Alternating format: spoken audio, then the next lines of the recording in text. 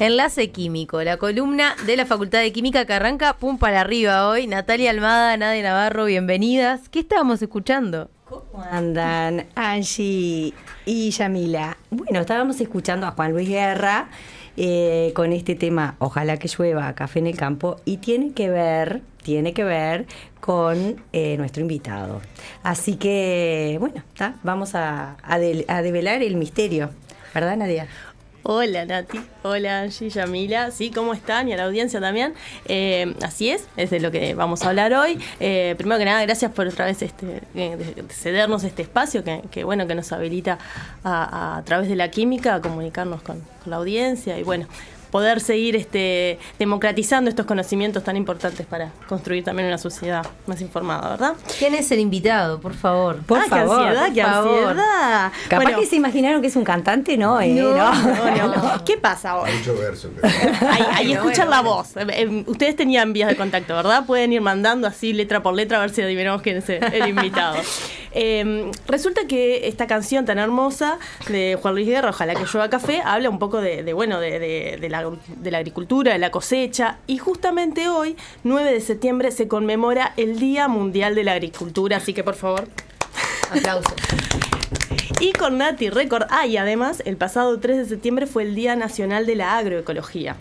Entonces, como nosotras sabemos que ustedes tradicionalmente con Sole celebraban y traían tortas, ¿verdad? Uh-huh. Bueno, hoy trajeron la torta ustedes. Hoy la idea en realidad. Y nosotras somos muy fan de las chantilly frutillas.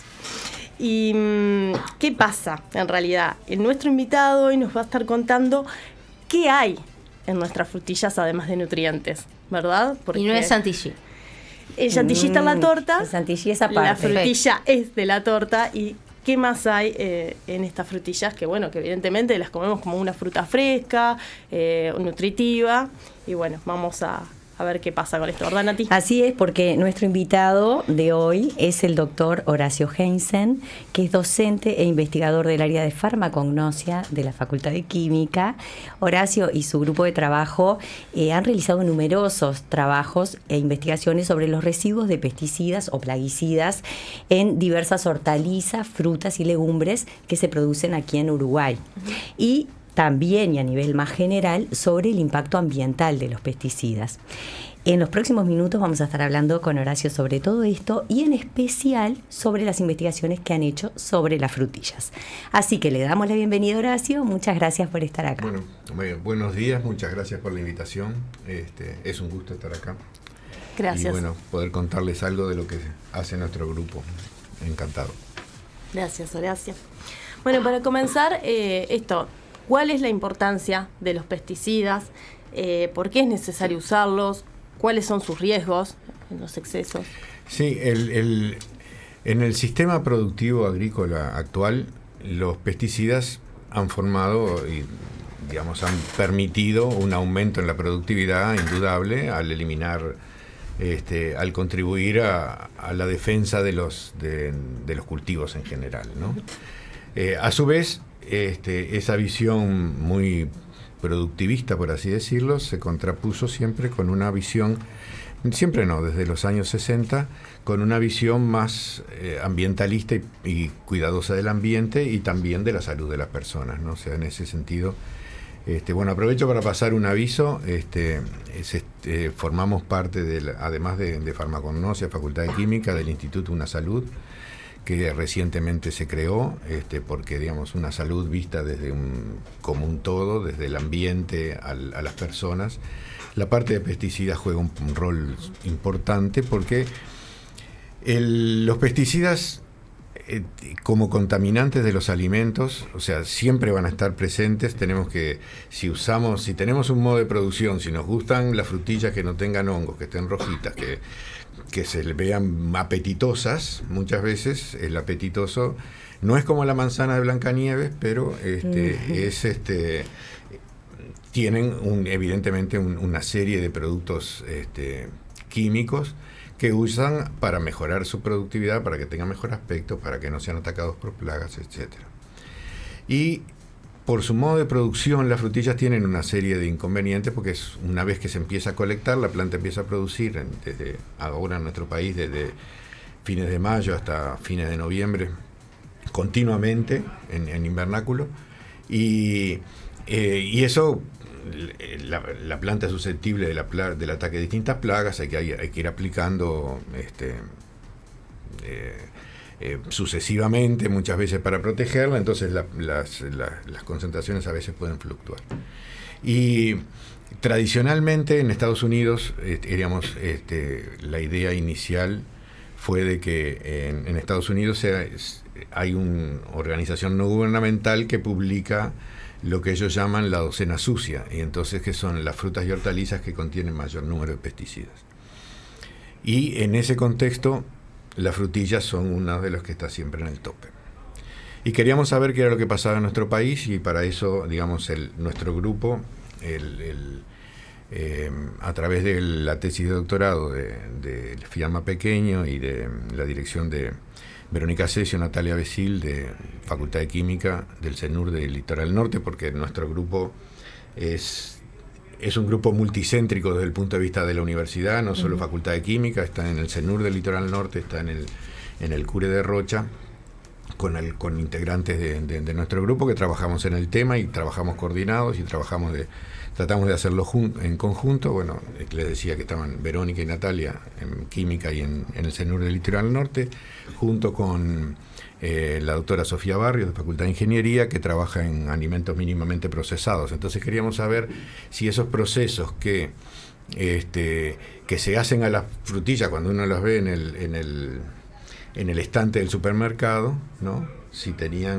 Qué efecto tenían sobre la concentración de pesticidas. Entonces, para eso hay que hacer toda una serie de etapas, que es primero ver si hay pesticidas, cuáles pesticidas son, qué niveles tienen, y después cómo lo afectan esos procesos de procesamiento mínimo, o sea, lavado, picado, en fin, todo eso, ¿no?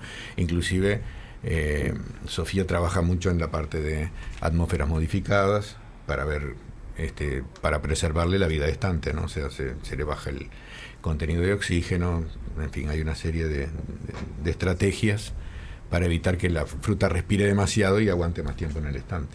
Y Horacio, con respecto a eso mismo, ¿no? Que ustedes analizaron las medidas que se pueden tomar para minimizar los niveles de pesticidas antes del consumo. Claro, no. Nosotros, bueno, encontramos con algunas sorpresas. Una de ellas fue que cuando medíamos la concentración de pesticidas en la frutilla, tal como venía del campo, y la medíamos después de lavar, después de sumergirlas en agua, que es la técnica habitual que usa uno en casa, aumentaba el nivel de pesticidas en la frutilla. ¿Y eso cómo se explica? Y eso, la explicación que le encontramos fue que el cáliz, o sea, la coronita verde que tiene la frutilla, retiene, por así decirlo, cuando se aplican los productos, retiene una buena cantidad de ellos. Y cuando lo metemos en agua, como que homogeneizamos todo y con lo que estaba en el cáliz se contamina. Entonces, una de las sugerencias que parecen, no sé, no tan obvias, es no lavar la frutilla con el cáliz. O sea, sacarle el cáliz y después lavarlo. Esa es una forma de bajar la contaminación en la frutilla. Queremos ya un etiquetado de eso en los packings de frutilla. Podría ser. Por Ahí favor, está. ya. Exceso de cáliz de pesticidas. Claro, no, uno tiene que asumir lo que les decía, ¿no? Que para consumir fruta y verdura de calidad hay un mínimo, pero a su vez hay una serie de regulaciones que hay que cumplir. O sea, cuando se registra un pesticida, se registra para ser usado en tal cultivo, no se registra para ser usado urbi et orbi. Entonces, porque se supone, no solo se supone, sino que para esa fruta en particular hay todo un estudio del tiempo que tiene que pasar después de la aplicación para que se pueda consumir, cómo se degrada, no afecta a la frutilla, en fin, hay una serie de aspectos que en el registro se tienen que cumplir. Y cuando se usan compuestos que no están permitidos para eso, uno en principio no sabe, es lo que se llama desvío de uso. ¿Es el caso de la frutilla? Y en el caso de la frutilla encontramos algunos pesticidas que, en Estados Unidos están reportados hasta 22 residuos en una sola muestra de frutilla, que es muchísimo.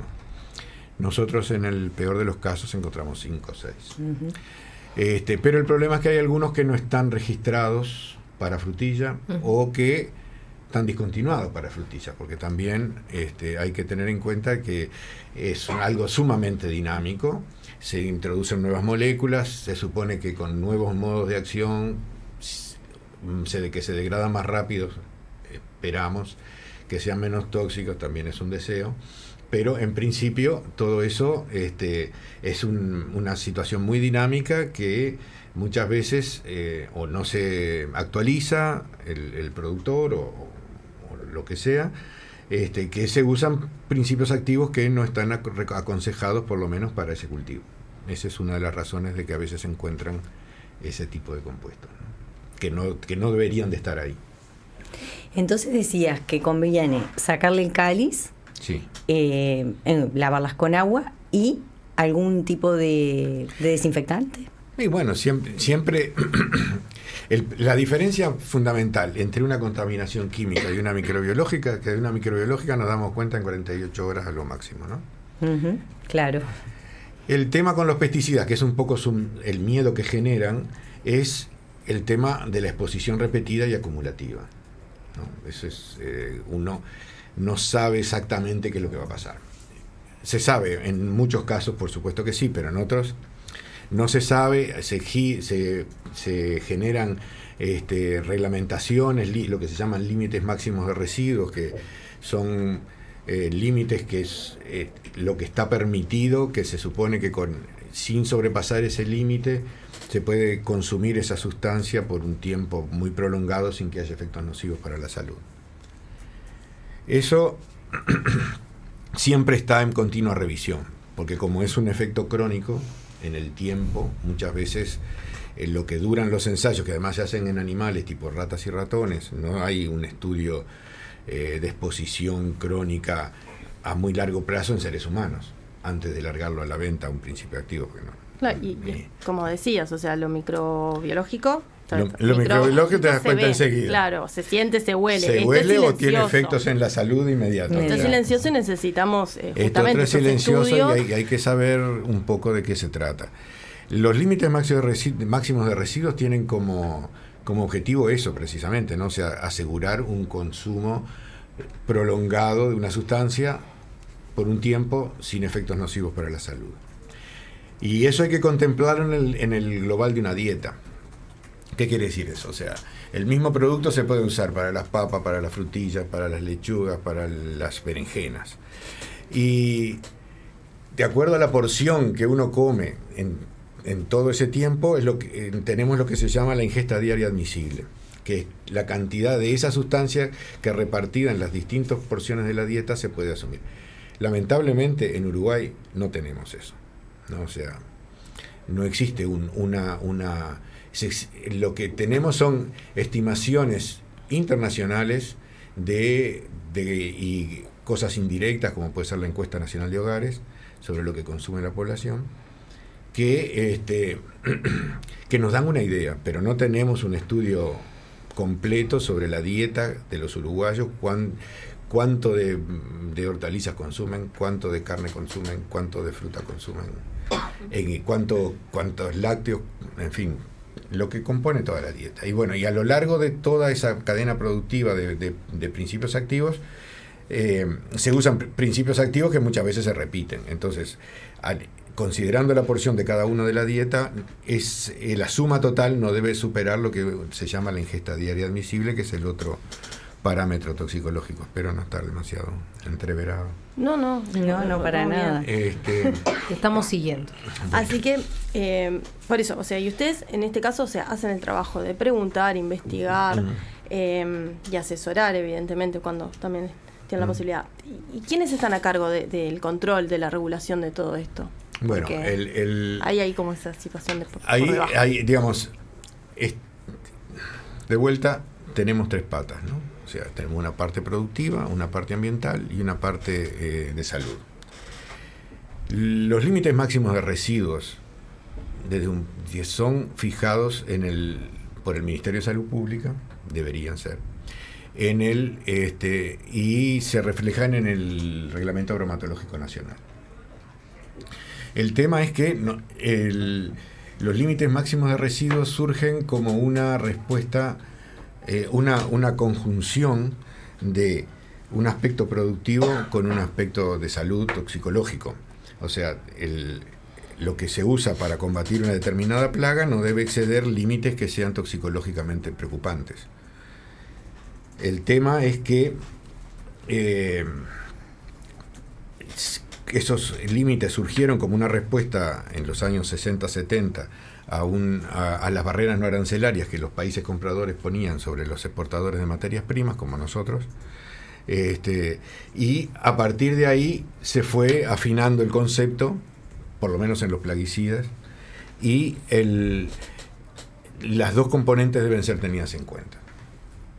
Se fijaron límites internacionales, que son los que al país adhiere, que son los del Códex Alimentario, pero son insuficientes en el sentido de que la aprobación de un límite máximo de residuos en el Códex es un periodo que lleva como 8 años, 7 años, y porque tiene que ser consensuado a nivel de todos los países, que son como 190 países que integran el Códex.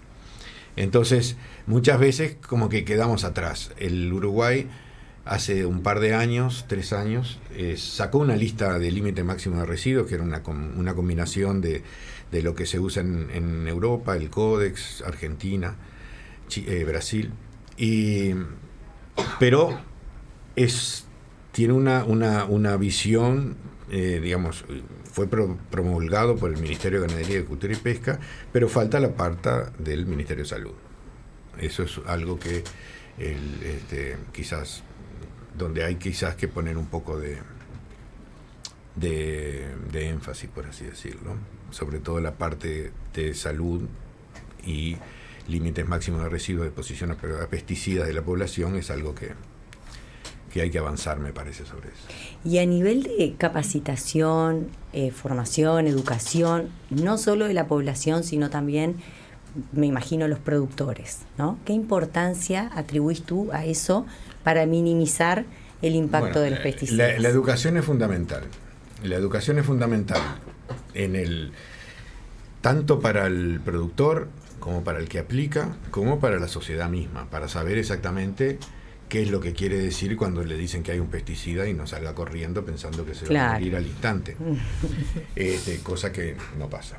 O sea, los límites máximos de residuos están lejísimos de lo que puede ser una intoxicación aguda, ¿no? O sea, no hay, por ese lado, inclusive cuando dicen se sobrepasa el límite máximo de residuos, es para decir, ojo, cuidado con eso, no es que nos vayamos a morir porque hace un exceso razonable, por lo menos. Claro, pero cuidado porque eso puede ir un límite y después es el otro límite. Claramente, eso es tal cual. O sea, es un llamado de atención. Claro. Y en ese sentido es que uno debe moverse, ¿no? Y después, los trabajadores en el campo tienen una conciencia clara, digamos, que ha ido mejorando, pero todavía me parece como que hay que trabajarlo mucho más, sobre todo a los niveles de control y de fiscalización. Y por otro lado, los aplicadores reciben digamos, para ser aplicador de pesticidas hay que adquirir hacer un curso, y el Ministerio de Ganadería, Agricultura y Pesca les da un carnet de aplicador que tienen que renovarlo cada tanto.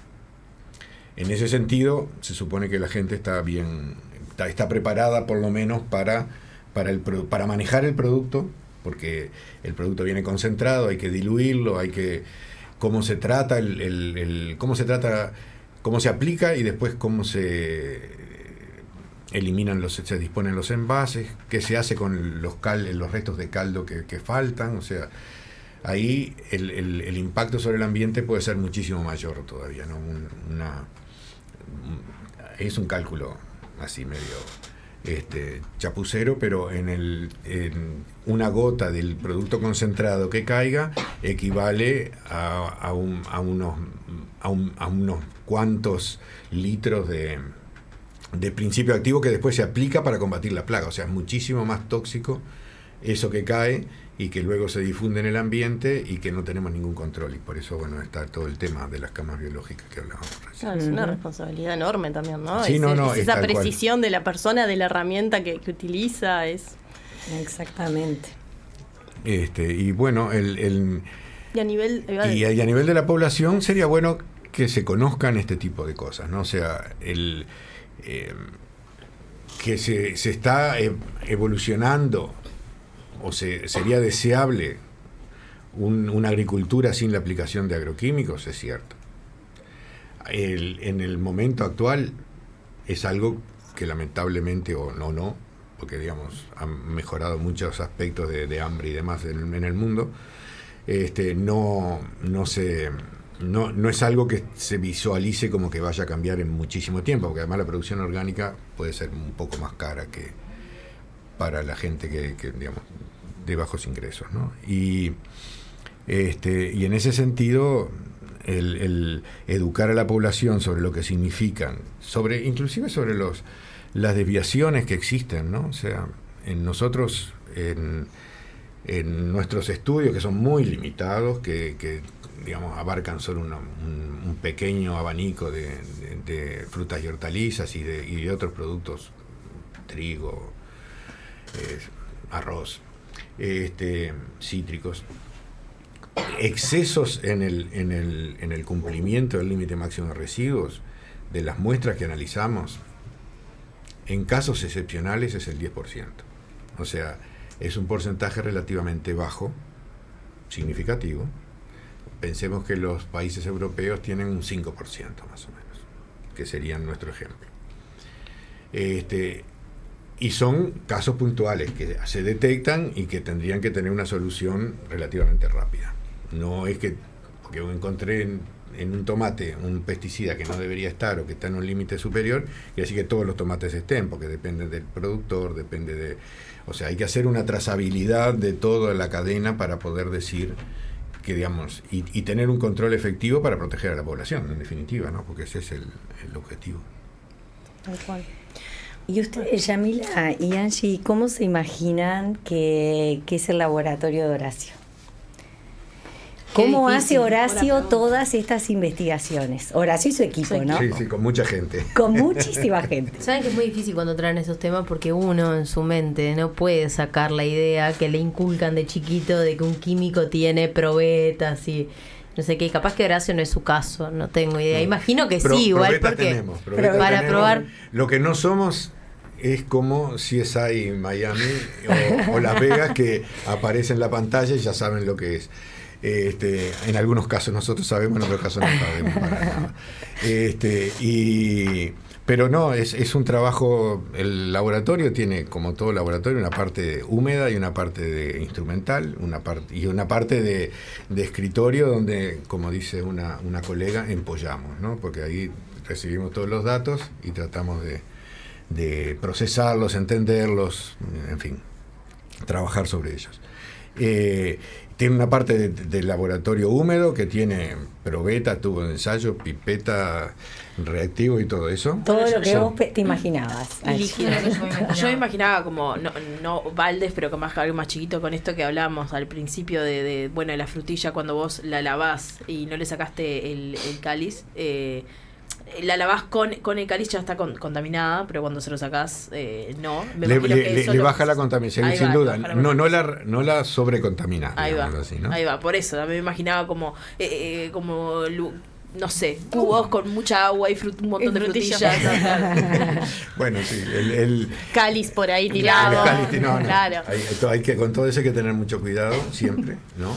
Porque en principio es material que puede estar potencialmente contaminado, entonces hay que tener una zona donde disponer ese local. La facultad tiene además todo un sistema de exposición de ese tipo de residuos que pueden ser peligrosos, no solo los plaguicidas, sino los solventes, otros productos químicos pueden ser más peligrosos que los plaguicidas inclusive. Y bueno, eso se hace en un vaso de bohemia. No era en un balde. No, los baldes son más complicados. Tratamos que sean de vidrio, ese tipo de cosas. Y después para una parte de instrumental, que es algo que es algo muy, muy costoso.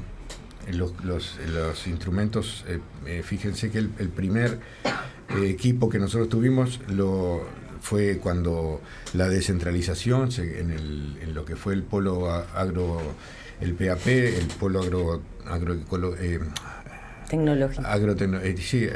Agrícola de Paysandú, agrícola y agroindustrial de Paysandú, que allá, cuando las muchachas fueron a trabajar allá, conseguimos comprar un equipo que en aquel momento salió $400.000. Y no había otro en la universidad, por lo menos, con esas características. Y que capaz de hacer esos análisis. Entonces, ha obligado todo el tema de los pesticidas, ha obligado un ayornamiento general de la currícula de estudios, porque las metodologías analíticas son muy específicas y tienen una aplicación a otra cantidad de cosas. O sea, en medicina, en análisis clínicos, en una cantidad de cosas, la técnica en sí se puede aplicar. Nosotros las empezamos por los plaguicidas. Y va también, es el mismo tipo de técnica que usan, por ejemplo, en la gota en el laboratorio de ACE de la gota del talón de sangre. Es el mismo tipo de técnica. Y son equipos muy caros. Actualmente hemos tenido suerte porque como se han obtenido resultados, se han ganado proyectos y los laboratorios están muy bien equipados para el estado de arte que hay en el mundo, ¿no? O sea, en Paysandú hay 3 espectrómetros de masa, uno que es bastante exclusivo, que es acoplado a un cromatógrafo iónico, y en Montevideo hay cromatógrafos de gases y cromatógrafos líquidos acoplados a espectrómetro de masa. Para que tengan una idea, lo que tenemos que detectar es, imagínense en Montevideo 1,5 millones de personas, ¿no? Tenemos que encontrar una persona. Esa persona es lo que nosotros llamamos 0,7 partes por millón. 1,5, perdón, partes por millón. Te estaba dividiendo por 2. Eso quiere decir, da una idea de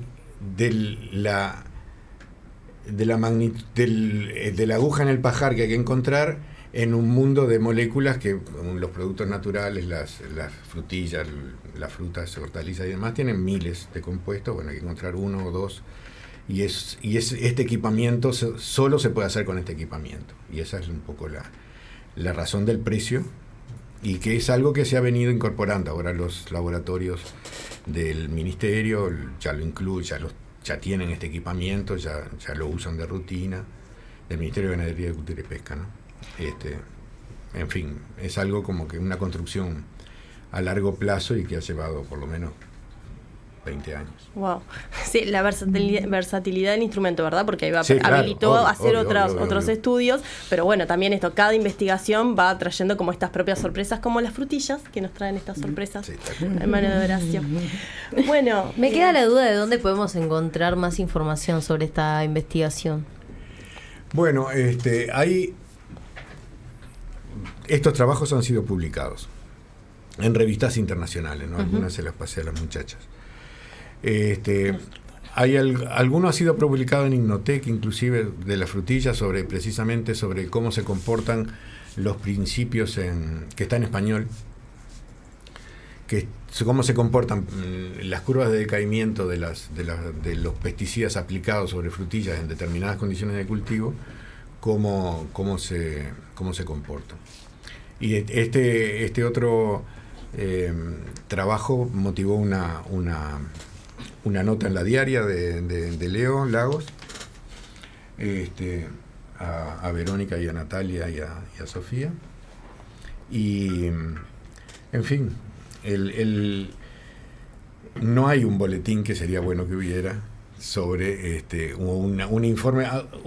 Antiguamente, antes del 2010, la Intendencia sacaba un reporte semestral, diría yo, de lo que encontraba en frutas y hortalizas. Eso, digamos, se discontinuó. Hay que pedirlo a través de la información, el acceso a la información pública.